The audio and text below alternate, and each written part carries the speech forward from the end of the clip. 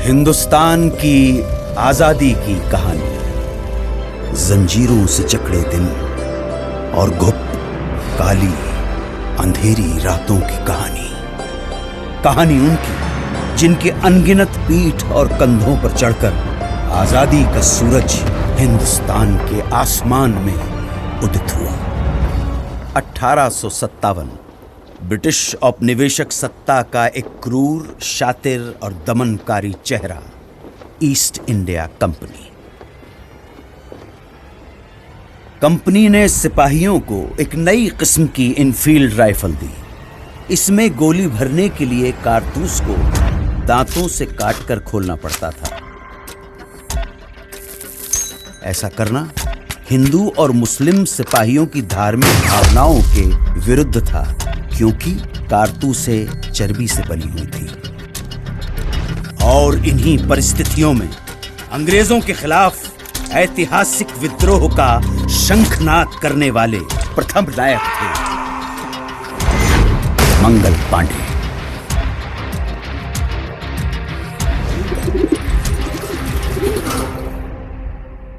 मंगल पांडे की शहादत बारूद के ढेर में पहली चिंगारी थी, और ये चिंगारी ऐसी भड़की कि देखते ही देखते बगावत की आग में पूरा देश दहकने लगा।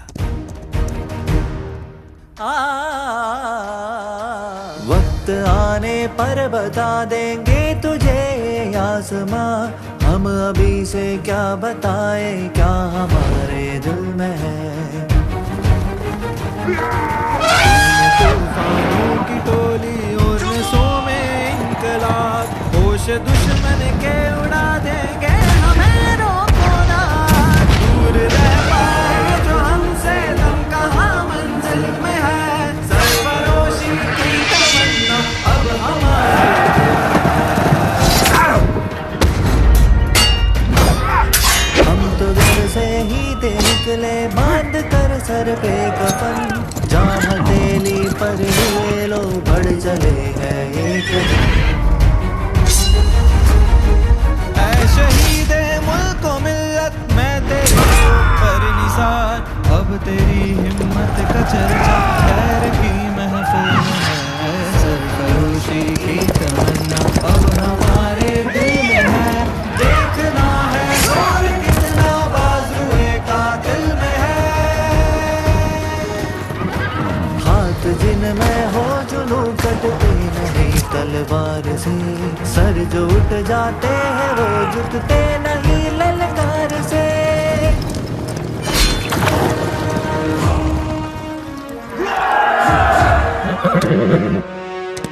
इनकी गाथा छोड़ चले हम झांसी के मैदानों में, जहाँ खड़ी है लक्ष्मी बाई मर्द बनी मर्दानों में।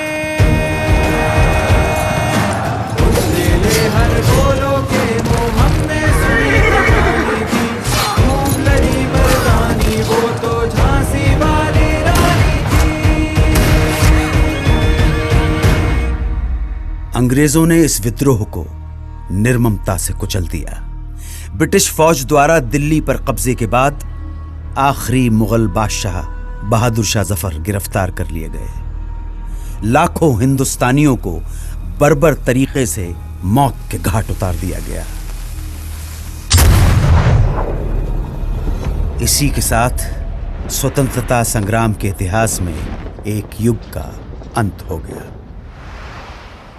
वो खून कहो किस मतलब का जिसमें उबाल का नाम नहीं, वो खून कहो किस मतलब का आ सके देश के काम नहीं।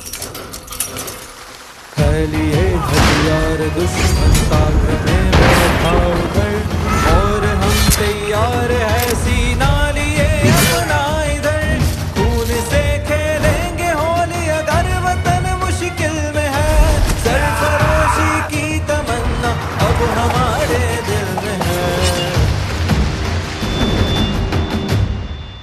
बंगाल भारतीय राष्ट्रीय चेतना का सशक्त केंद्र। इसी चेतना को तोड़ने के लिए, हिंदू मुसलमानों के बीच फूट डालने के लिए सरकार ने घोषणा कर दी बंगाल विभाजन की। और फिर स्वदेशी आंदोलन की ऐसी लहर चली कि जिसकी गूंज भारत के कोने कोने में सुनाई पड़ने लगी।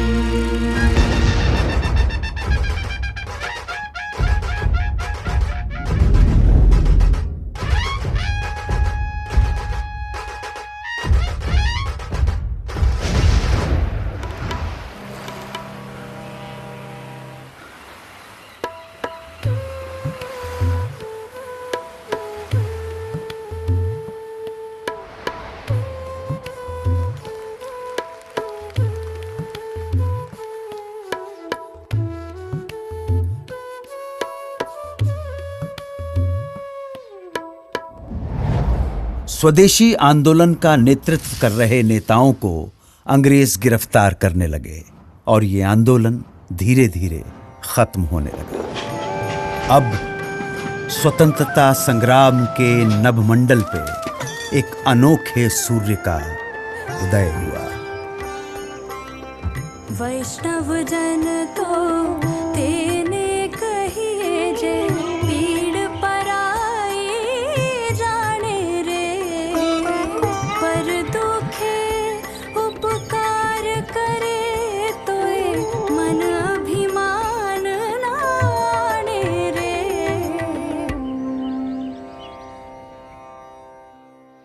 1919 की बैसाखी। इस दिन कुछ ऐसा हुआ जिससे पूरे देश की आत्मा सिहर उठी। खींच कर लाई है सबको कत्ल होने की उम्मीद, आशिकों का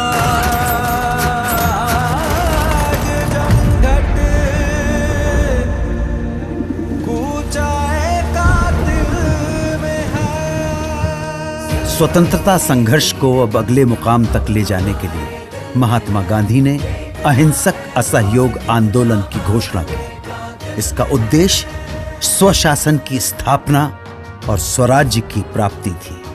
जनता ने इस घोषणा को हाथों हाथ लिया। लोगों ने सरकारी नौकरियों का, अंग्रेजी स्कूल कॉलेजों का, विदेशी कपड़ों और सामानों का बहिष्कार करना शुरू कर दिया और जनता स्वदेशी वस्तुओं का इस्तेमाल करने लगी। आंदोलन अपने उफान पर था। तभी गोरखपुर के चौरी चौरा में एक जुलूस के दौरान प्रदर्शनकारियों और पुलिस के बीच हिंसक मुठभेड़ हुई। इसमें 3 प्रदर्शनकारियों और 22 पुलिसकर्मियों की जानें चली गईं।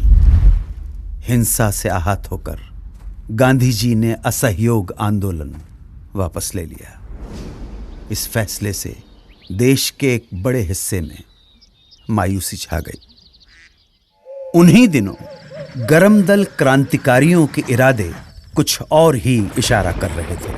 हाथ जिनमें हो जुनून कटते नहीं तलवार से, सर जो उठ जाते हैं वो झुकते नहीं ललकार से, और भड़केगा जो शोला सा हमारा दिल में है, सरफरोशी की तमन्ना अब हमारे दिल में है, सरफरोशी की।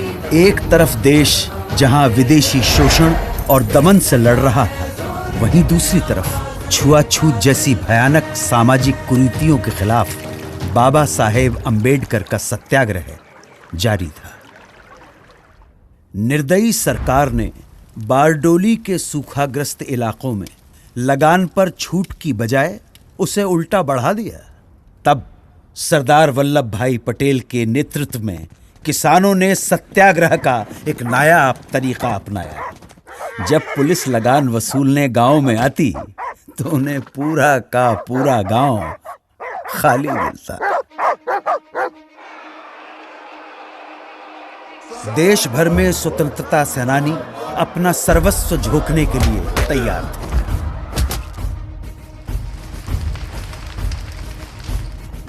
आजादी की लड़ाई अपने चरम की ओर बढ़ रही थी।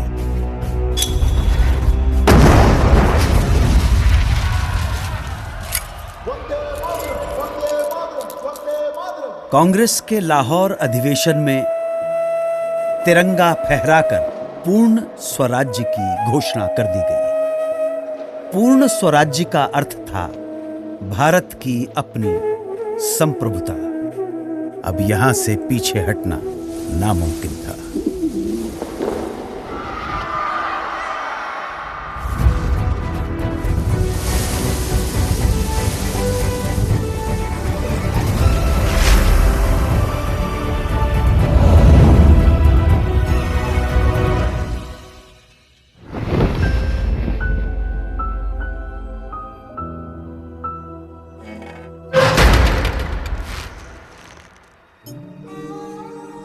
चौबीस दिन 240 मील की यात्रा, एक वृद्ध फकीर का हाथ में लाठी लिए दुनिया के सबसे शक्तिशाली साम्राज्य को चुनौती देने के लिए निकल पड़ना। इस अद्भुत दृश्य में कुछ ऐसा जादू था कि देश भर में लोगों का मन आंदोलित हो उठा। बेरहम ब्रिटिश सरकार नमक जैसी बुनियादी चीज के उत्पादन और व्यापार पर रोक लगा चुकी थी और ब्रिटेन से आने वाला नमक भी भारी टैक्स लगाकर बेचा जाता था।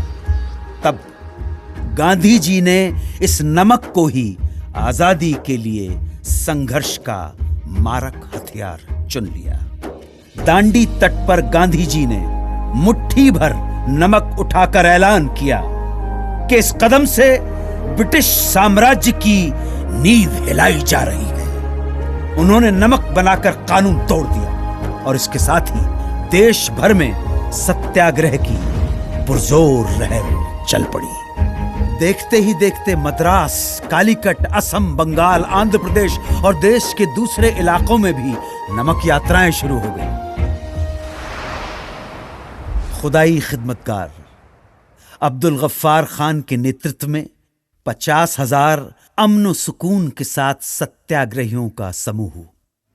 किस्सा ख्वानी बाजार में पुलिस ने इस समूह पर खुलेआम गोली चला दी। जब आगे खड़े लोग छलनी होकर गिर पड़े, तब पीछे खड़े सत्याग्रही आगे आते गए और सीना तानकर गोलियां खाते गए। अहिंसा के इरादों पर अटल उन्होंने पुलिस पर पलटकर वार नहीं किया।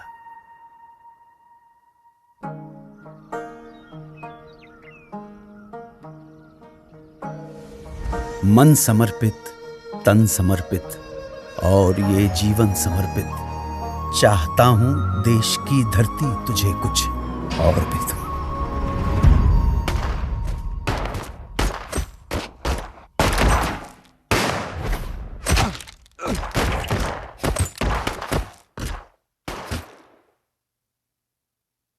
इस रंग में रंग के शिवा ने माँ का बंधन खोला, यही रंग भी हल्दी घाटी में था प्रताप ने घोला। नव बसंत में भारत के हित में वीरों का यह टोला, दूर फिरंगी को करने को लहू में अपने घोला। ओ मेरा रंग दे बसंती चोला, माए रंग दे, ओ मेरा रंग दे बसंती चोला, माए रंग दे।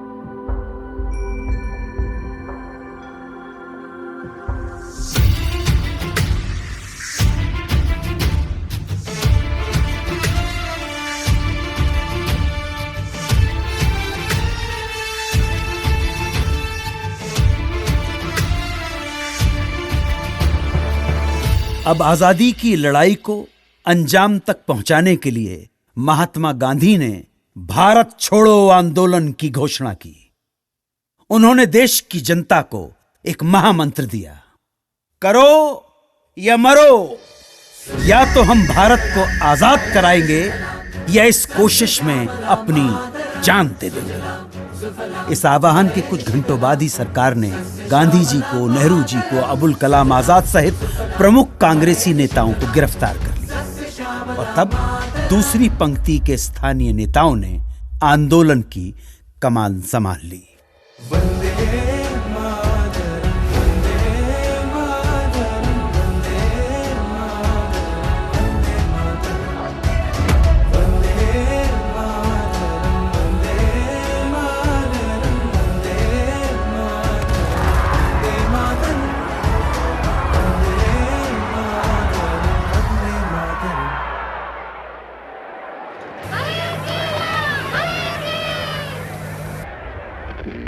Congress Radio calling on 42.34 meters from somewhere in India.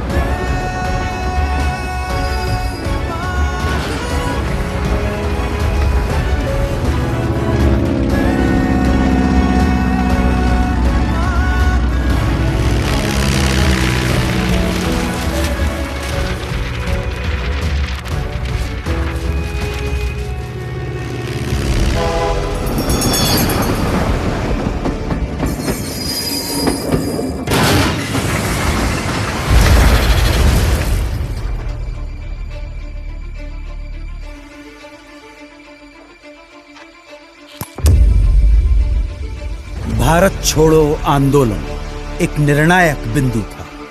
इस आंदोलन में पूरा देश कूद पड़ा। पुलिस थानों, कचहरियों, रेलवे स्टेशनों और अंग्रेजी सत्ता के दूसरे प्रतीकों पर कब्जा कर उन पर तिरंगा फहराया जाने लगा। बौखलाई सरकार ने न सिर्फ लोगों के साथ मारापीटी की, न सिर्फ भारी संख्या में लोगों की गिरफ्तारियां हुई, बल्कि कई बार तो फौजी हवाई जहाज से निहत्थे लोगों पर गोलियां तक बरसाई। तू शेरे हिंद आगे बढ़,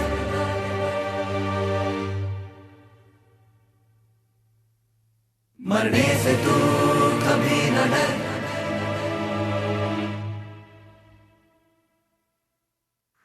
अंग्रेजी अत्याचार के प्रतिघात में नेताजी सुभाष चंद्र बोस के नेतृत्व में उन्हीं दिनों जापान, मलय और बर्मा में आजाद हिंद फौज के झंडे तले एक प्रखर सैन्य मुहिम जारी थी। कदम कदम बढ़ाए जा, खुशी के गीत गाए जा, ये जिंदगी है कौम की, तू कौम पे जा, तू हिंद आगे बढ़, तू कभी न डर, ये दुश्मनों का सर वतन बढ़ाए जा।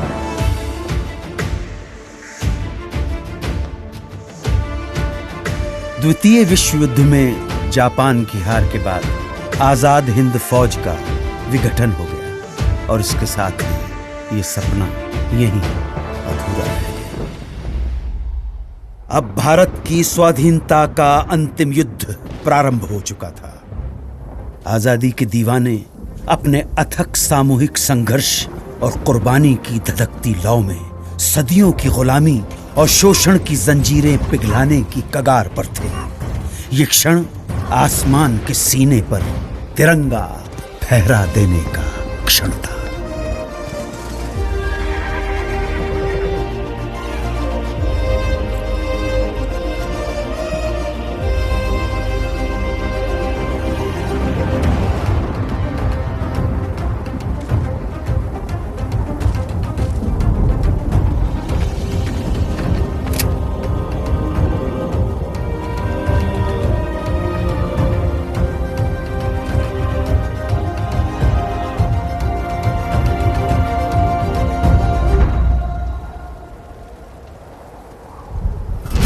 Long years ago, we made a tryst with destiny, and now the time comes when we shall redeem our pledge.